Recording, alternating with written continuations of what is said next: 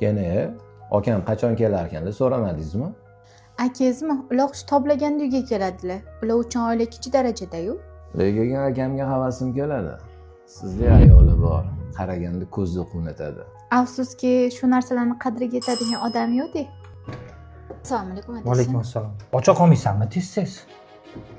Ukamni qaytib o'tdi. Assalomu alaykum. Aka, yaxshi keldingizmi? Va alaykum assalom. O'tirur. Ukam mana shunday yuz qo'lim yuvib chiqing, qari. Choy poylan to'g'rildi tez-tez. Yaxshi keldingizmi, adasi? Rahmat. Ko'cha ham siyotibdi ukam.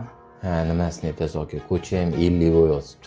Shunaqa qizdiryapti, men ham zo'rg'a kelib oldim. Ne bir og'iz telefon qilmading, kuyovim aka deganingda oshqalab stolni chiroyli qilib yasatib qo'ygan bo'lardi. Adasi, siz ham qizuvsiz, jigarni yuvib bo'lgandan keyin kevradilar deb sizdan so'rab keladimi?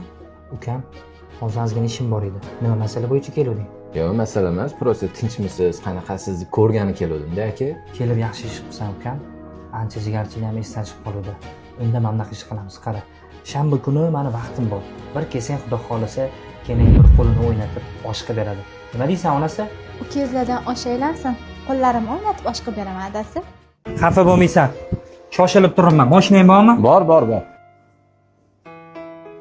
Xolasang olib borib qo'yardim. Yo'q, bo'ldi. Bemalol yetib olavering.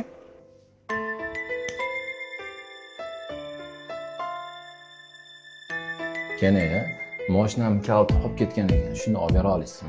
Kalitingiz spalnida turibdi. Xohlasangiz kirib o'zingiz oling.